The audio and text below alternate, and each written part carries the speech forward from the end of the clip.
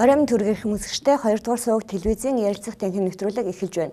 2 дугаар суваг телевизийн ярилцах танхим нэвтрүүлгийн энэ удаагийн зочноор Монгол судлаач Эрдэмтэн Юрий Николаевич Кручкин оролцож байна. Танд оройн минь төргий. За тэгэхээр наадмын дараахын налгар өдрүүдэд одоо хамгийн их сонинтой хүн таныг гэж одоо зочноороо урьж сонголоо. Тэгэхээр танаар маш их сонин байгаа. Та сайхан наадуу юуны өмнө. Сайхан. Нэлээд их юм утсан хийж тийш явсан. Тэгээд наадмаар яг манай Оросын сансрын Буран гэж хөлөг байсан. Тэр хөлгийн зохион бүтээгч Студнев гэж хүн ирж одоо 78 настай. Тэгээд тэрний дорн таймаг руу нэг явах ажлыг зохион байгуулсан. Тэрний аав нь 39 онд халахлын дайн таймд үргэлдэж тэгээд энэ хүн одоо банк сүүлчийн хэдэн жил банк ирж тэгээд аавынхаа булчин дээр очсон тэрэнд жоохон тусалсан. Тэгээд тэр бас яг мэдээж хэрэг бас наадам утсан. Нэлээд бол монголчуудтай уулзсан. Тэгээд монголчууд бас их сайн хүлээж авсан гэж их ярьж ирсэн да надад. Тэгэхээр та Монголд хэд удаага одоо наадам үзэж байна? Хэд удаага наадж байна? Хөө. За ямар ч байсан 25 26 байгаа. 26 жил тийм ээ. Тэгэхээр таныг өнгөрсөн одоо Ялтын баярын өмнөхөн Алтан гац одонгоор шагнаж байхыг сонсоод бас одоо олон нийтийнхэн таашаалтай хүлээж авсан л да. Уушигчдын чинь хувьд. Тэгэхээр энэ шагналыг авах үед бас танд юу бодогдож байна? Мэдээж одоо өмнө нь Монгол зөвлөлтийн найрамдлын дружба шагнал зэрэгээс ахуулаад маш олон шагналуудыг хүртэж байсан байх. Тэгвэл төрийн тэргүүнээс Алтан гац одонг авах үед ямар одоо сэтгэлдтэй байсан бэ? Ер нь Монгол судлаачид маш чухал үүрэг гүйцэтгэж байгаа учраас Монгол судлаачдыг олон чиглэлээр Монголын төр засгаас бас дэмжих хэрэгтэй гэж би бодож байна. Одоо мэргэжилтнүүд, дипломатууд ирж очно, хэдэн жил ажиллаад бүр мөсөн яваад тэгээд дараа Монголд ямар ч холбоо байхгүй ч байж магадгүй. Монгол судлаачид цөөхөн хүмүүс байгаа. Ер нь дэлхийд даяар нэг сайнд 50-60 хүн байгаа л да. Тэгээд эдгээр чинь одоо Монголыг гадаадад таниулж байгаа, танилцуулж байгаа. Тэгээд бид нараас хүссэн ч хүсээгүй гэхдээ бидний ажлаас бас шалтгаална да. Нэлээд их юм шалтгаална. Өөрөөр хэлэх юм бол одоо Оросын талд жишээлх юм бол тий Орос улс Москва Монголыг яаж хүлээж авч байгаа тий яаж ойлгож байна. Ямар юм одоо тодруулах гэж байгаа ч юм уу. Бид одоо чадах хэрээр бас ажиллаж байгаа л да.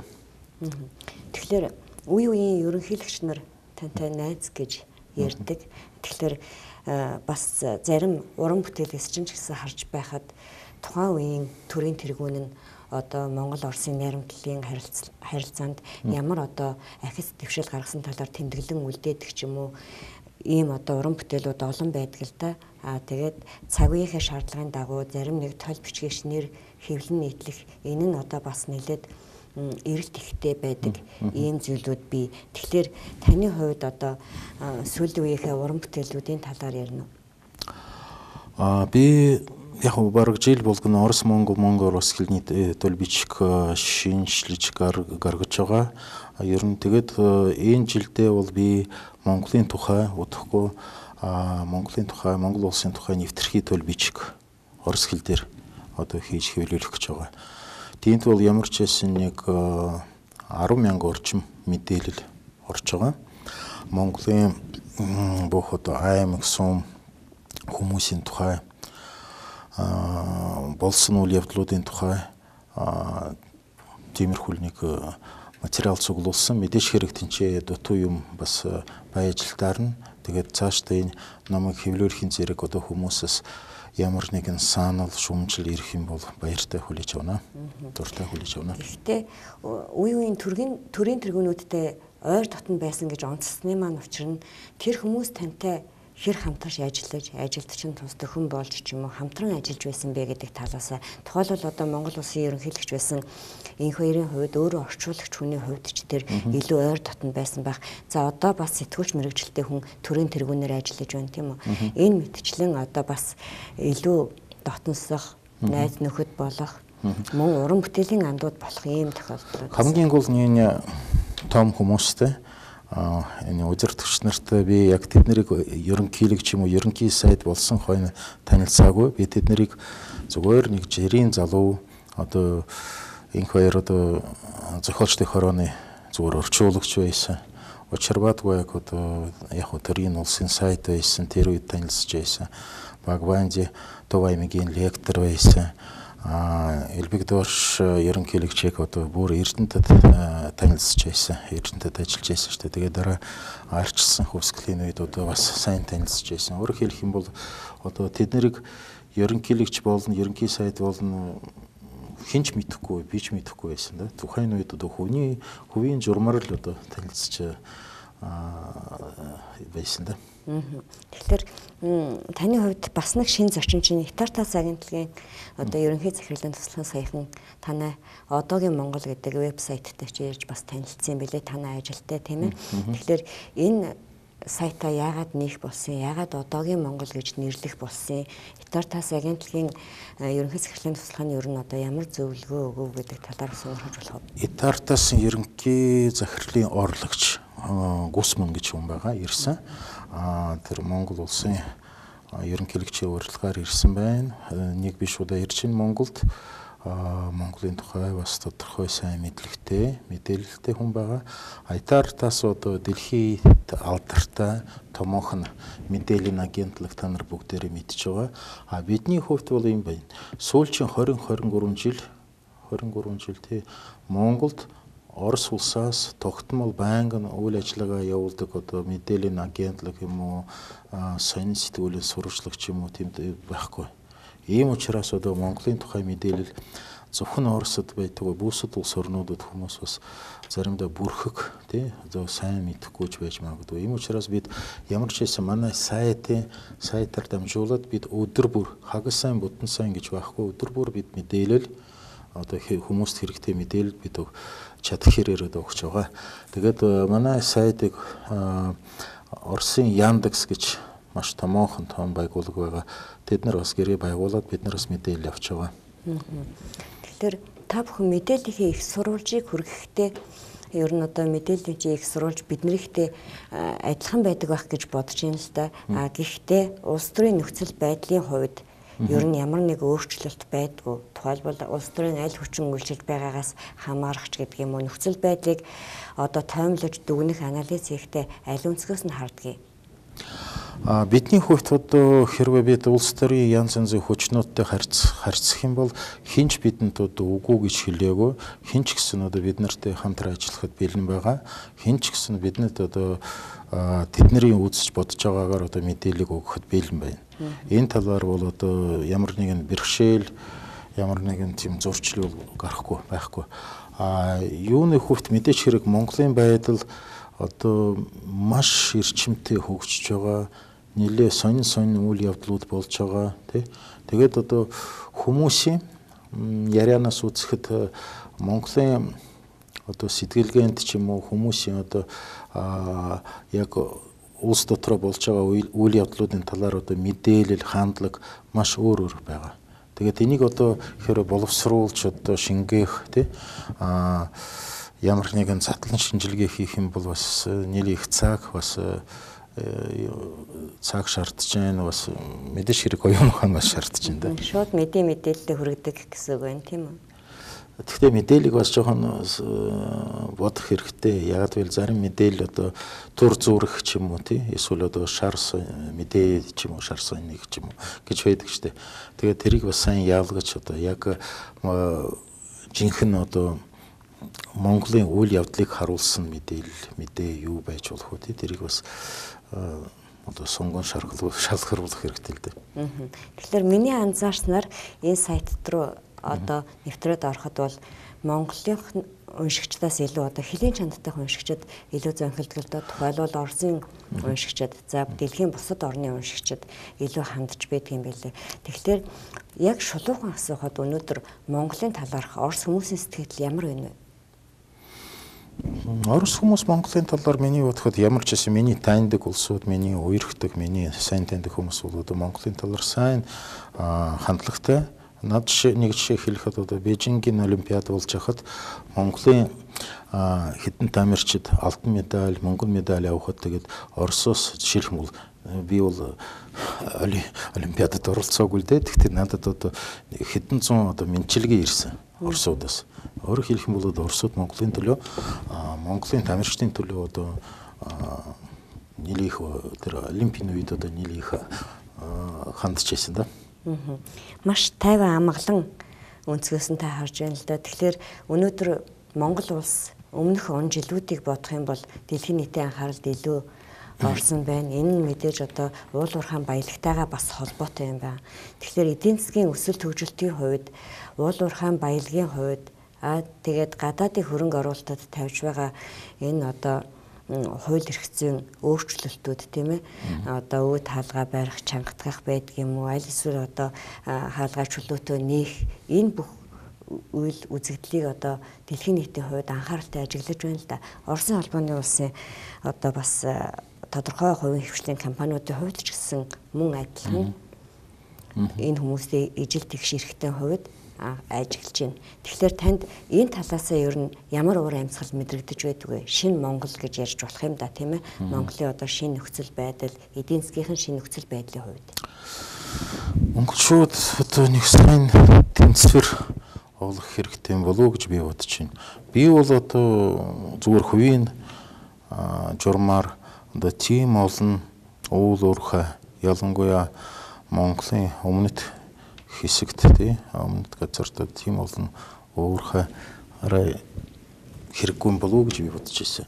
Жуулчны салбар хөгжүүлэхэд бас илүү ашигтай байх гэсэн болов уу гэж би бодож байна. Жуулчны салбар хөгжүүлэхэд бас нэлээх ноц болцоо байх л да. Тэгээд та нар өөрсдөө мэднэ ч дээ одоо экологийн бодлоготой хүмүүс тий үзэлтэй хүмүүс яаж хандж байгаа. Тэгээд би нодон жил одоо оюу толгой очиж үзсэн. Тэд нэр өрсөн. Тэгээд хэдэн сэтгүүлчд очиж. Тэгээд Оросоос ч ирэх юм бол би бараг анхны хүн байсан гэж хэлж болно тэнцээ. Би Эрдэнэтэд ажиллаж байсан хүний хувьд оюу толгойтой харьцуулах юм нэлээх байна. Нэлээх байна. Нэг талаас нэлээх хөрөнгө оруулсан гэж надад санагдаад байна. Бас хэтэрхийх одоо хөрөнгө оруулсан ч юм уу тийм нэг шаханы бизнес гэж ярьдаг. Тэр бол яг анзаарагдчих мэдэгдэж байгаа.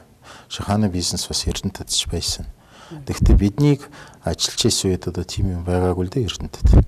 Тэгээд Эрдэнэтэд одоо Эрдэнэт хотыг одоо барьж байгуулахад шууд сургууль, цэцэрлэг, эмнэлэг гэх мэт тий одоо баригдчихсан. Тэнт бол тийм юм байхгүй. 6-7 мянган хүн ажиллаж байхад ерөөсө 2-3 эмч байгаа юм шиг байна.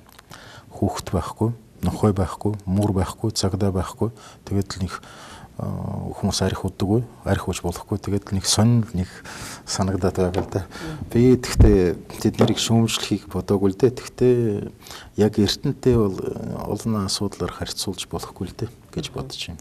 Сошиалын биш аж үйлдвэрийн бүс байгуулна гэсэн анханасаа тийм зорилттой байсан болохоор тийм уур амьсгал анзаарэгдсэн байх л да. Гэхдээ Эрдэнэтээс тэд дахин их нөөцтэй гэдгийг ярихын хамт бас энэ асуудлыг ярихаас өөр аргагүй юм байна. Тэгэхээр та энэ талаас нь одоо харьцуулалт хийж байсан гэдэг талаас ямар дүгнэлтэнд хүрсэн бэ ер нь?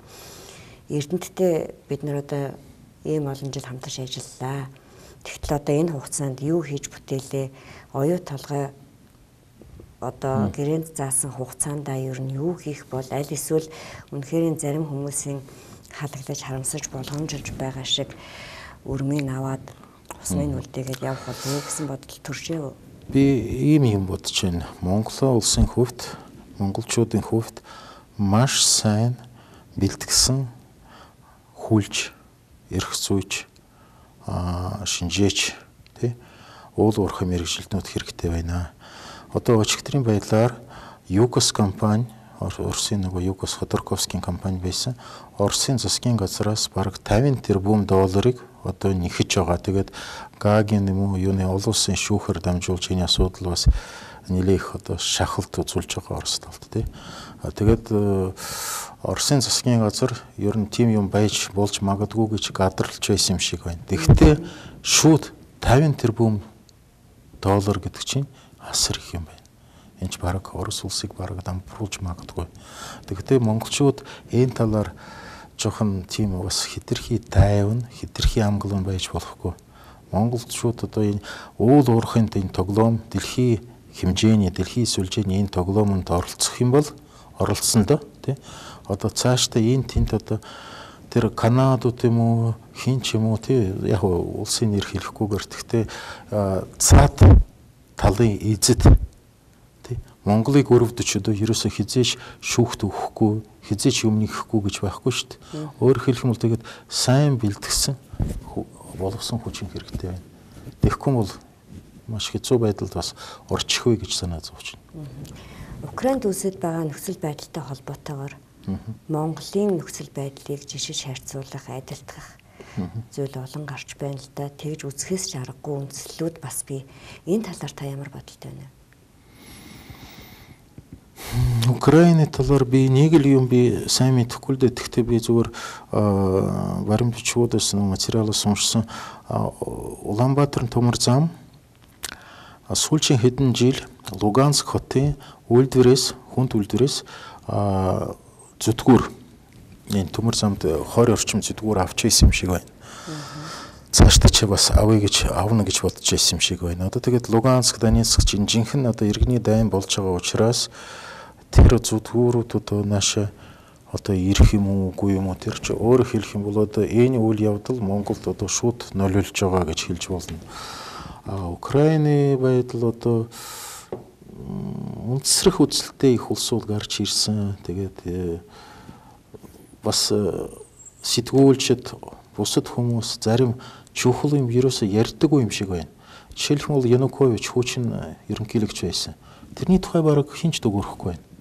Харин хамаг юм чинь мань хүнээс болсон гэж одоо хинч бүгдэр мэднэ шүү дээ. Хинч эсэргүүцэхгүй шүү дээ. Тэгээд одоо олигархуудын томчууд нь баячууд нь дайн бас явж байгаа. Тэр чинь Украины талаас ч байна, Америкийн талаас ч байна, Оросын талаас ч байна. Тэдний тухай бас бид мэдээлэл авч чадахгүй. Зүгээр ингийн хүмүүс яаж байлдаж байгаа, юуны төлөө байлдаж байгаа ч юм уу бид одоо зурагтаар харж болно. Харин цаана одоо ямар утгатай хэний сонирхол явж байна. Хамгийн эвгүй юм бол одоо хэрвээ энэ хүмүүсийн одоо байлдаж байгаа үйл явдал чинь одоо тодорхой олигархууд юм уу баячуудын одоо ашиг сонирхлын төлөө байлдаж байгаа юм бол цаашдаа бид мэдэх юм бол тэр л хамгийн муу юм болно доо. Тэгэхээр төмөр замын тухайд нэгэнт асуудал дэлгэснэх та энэ талаар ер нь ямар бодолтой байгаа вэ? Өнөөдөр бид нэр өргөн цариг, нэрийн цариг, Орсуу хятадуу гэд бараг 6-7 жил маргачихлаа шүү дээ. Тэгэхээр өнөөдөр хамгийн сүүлийн авсан мэдээлэлээр гэхэд одоо Морозовын ярилцлагыг уншлалтай байдгийн Морозов өөрийнхөө байр суурийг илэрхийлэхдээ Монголын талд үүргээ биелүүлээгүй болохоос Оросын тал бол үүргээ хангалттай биелүүлсэн гэж хэлж байна. Тэгэхээр үнэхээр нөхцөл байдал ийм байгаа юм уу? Аль эсвэл би тий Япониантай хэдэн цаг харьцаж байсан. Японы Оросын төмөр замын дарга тэгээд Монголын одоо төмөр замын дарга нутгын дэмрэл учир хөөж ирчид нямаа сэрэн дуршгүй эднэрийг бүгдийг мэднэ. Тэгээд би шууд хэлээ. Зүгээр эр хүний ёсоор манай Оросын зарим байгууллагуудын зарим удирдагч нар Монголын тухай мэдээлэл хомс байна. Тэр Морозов ч юм уу Японийн их бас тийм байна. Би Монголын талын хүмүүс бол одоо хамаагүй илүү мэдлэгтэй, чадaltaй гэж хэлмээр байна. Тэгэхээр тэднээс чинь энд байхгүй зүгээр жилд нэг удаа 2-3 цагаар ирж одоо тэднээс юу мэдэх вэ? Шал худлаа. Би тэгээд тэр Морозов юм уурсан. Ярьжсэн бэ? Хизээ таавал зөв юу гэж ярьжсэн бэ? Японы тухайд. Японы нааш ирч одоо Нямагийн инкволт одоо нэг хэвлийн баг хурал зохион байгуулж тэгээд Японы номыг төмөр замын стратегийн тухай нэг ном орос хэл дээр байсныг одоо инкволт дарга орчуулад Нямагийн инкволт тий. Тэгээд тэр номын одоо хөрөм ч юм уу номын презентацийн болсон. Тэгээд тэнцэл би байсан, ажилласан. Тэгээд харьцаж, уулзаж, ярилцаж байсан. Тэгээд миний бодоход одоо Японы одоо 2-3 хүнээс одоо мэдээлэл аваад тэр хүмүүс одоо Монголын тухай мэдээлэл байхгүй. Тэгээд тийм. Тэгээд жоохон буруу ойлголтоо одоо бодвол Оросд юм уу Оросын том дарга нарт одоо ямар нэгэн юм амлаад энэ ч юм бүтэхгүй байвал тэгээд одоо монголчууд л буруутай байна. Тийм байдаггүй шүү дээ. Буруутай бол одоо хоёр талаас буруутай. Тэднээс ийм том байгууллага байж одоо ядаж жоохон судалгаа хийх боломжийг бүрдүүлж болох байсан да. Та гадаад харилцааны яамд одоо олон жил бас энэ дипломат харилцаатай бүртгэлтэй одоо ажилтны байдлаар ажиллаж байлаа шүү дээ. Тэгэхээр үүнтэй холбоотойгоор асуухад өнөөдөр хятадын одоо хятадтай хийсэн хилцээрийн дагуу хятадын засгийн газартай хийсэн хилцээрийн дагуу ийм асуудлыг шийдэх хэрэгтэй байна гэдэг зүйлийг одоо Монгол улсын ерөнхий сайд улсын их хуралд оруулж ирж байна л да. Тухайлбал төмөр замын асуудал дээр. Гэтэл Оросын холбооны улстай хийж байгаа хилцээр дуусаагүй. Хятадтай ч гэсэн хилцээр бүрэн дуусаагүй байсан юм билээ. Ингээд хилцээрүүд дуусаагүй, хилцээр үргэлжилж байгаа явцад ямар нэгэн одоо аль нэг талын эрх барих байгууллага нь шийдвэр гаргах юм боломж юу хэр байдаг юм бол та энэ байдлыг юу гэж харж байсан бэ? Би дөрөв хэлсэн одоо давтан хэлье. Оросын тал, Монголын талд ямар ч хийсэн юу л байгаа л да. Сайн бэлтгэсэн одоо мэргэжлийн хүмүүс баялаач гисэн тэд нар заримдаа тодорхой ямар нэгэн тушаалтай биш ажиллаа хийхгүй мэргэжлийнхаа дагуу тэгээд хоёр талаас үйл өгүүлцэх явдал бас нэлээд их гарч байгаа гэж би бодож байна. Өөрөөр хэлэх юм бол бид одоо яг мэргэжлийн хүмүүсээ чадвартай улсууд ажилуулах юм бол бидний дунд одоо шийдэж чадахгүй асуудал байхгүй гэж би бодож байна. Байгалийн хийн асуудлыг олон жил ярьлаа. Гэтэл одоо өмнө нь Санкт Петербургт хийсэн айлчлалын үеэр байгалийн хийн асуудлыг нааштайгаар шийдэх нэ гэсэн мэдээлэл гараад үүнийг дараа нь Оросын тал үгүйсгэсэн л дээ. Тэгэхээр айлчлалын үеэр ийм дэгс мэдээлэл гараад дараад нь няцаах тохиолдол би харьцангуй ховор байсан шиг санаж байна. Байгалийн хийн асуудлаар Оросын холбооны улсын засгийн газрын тал ер нь ямар байр суурьтай байгаа бол энэ талаар танд байгаа мэдээлэл юу байна хамгийн сүүлийн байдлаар? Би зүгээр ингэж бодож байна. 2001 онд билүү Ходорковский Монголд ирж бас санамж бичиг байгуулж ирсэн. Монголын засгийн газартай. Яг тэр байгалийн хийн талаар. Тэгээд тэр хүчин зүйл одоо хүртэл нөлөөлж байж магадгүй гэж би бодож байна. Оросын талд. Яг гэвэл тэр чинь анхандаа Путин биш, одоо Черномырдин биш тий, одоо Касьянов биш, Ходорковский санаачилсан. Нэг нь Ходорковскийд их дургүй байгаа учраас тий бараг үзэн ядж байгаа учраас манай Оросын олигархууд элит засгийн газрын тэр бас нөлөөлж байгаа юм болов уу гэж би бодож байна. Ер нь Украинтай харьцуулах юм бол одоо баяглын хий юм уу, нефтийн одоо хоолой ч юм уу Монголын нутгаар дамжуулж байгуулах юм бол одоо аих юм санаа зовх юм байхгүй гэж би бодож байна. Яг Украин шиг тийм юм ямар ч хийсэн болохгүй.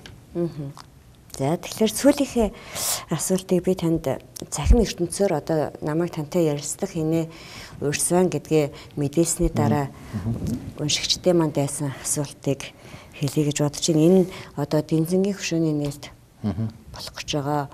Тэгэхээр энэ талаар энэ хүн ямар мэдээлэлтэй байгаа болоо бид харьцангуй хомс мэдээлэлтэй байна гэдэг асуудлыг тавьж ирсэн. Үүнд та хариулт өгч туслая. Зарим хүмүүсийн түүхч одоо судлаачдын юм уншаад заримдаа бас жоохон юм гайхчихсэн да. Ер нь яг Караставец Монголын төлөө Монголын тусгаар тогтнолын төлөө хийсэн юм их байна. Тэрийг хинч үгүйсгэж чадахгүй. Тэр тэгээд жоохон настай болохоор одоо залуухан охинтой гэрэлсэн чинь тэр чинь одоогийн нөхцөлд бол ямар нэгэн нүгэл биш гэж би бодож байна. Хөв хүний асуудал. Тэрнээс болж одоо тэр хүнд одоо хөшөө босгох юм уугүй юм уу тэрийг ярихад жоохон инээдэмт юм шиг байна. Ер нь Монголд миний бодоход одоо ганцхан тэр Караставец биш одоо Лев Гумилев ч юм уу тий эсвэл Оросын эмч нарт зориулж бас хөшөө босгоход гэмгүй гэж би бодож байна. Тэгээд ер нь дэлхийд даяар одоо юу болж байгаа бас харах хэрэгтэй. Би зөрүүт одоо жоохон харсан, сурсан, судалсан. Зөвхөн энэ жил гадаадд Оросын Чехов зохиолч 2 хөшөө босгосон. Давлатов, Пушкин гэх мэт одоо гадаадд. Тэгэхэд яагаад Монголд болохгүй? Тий.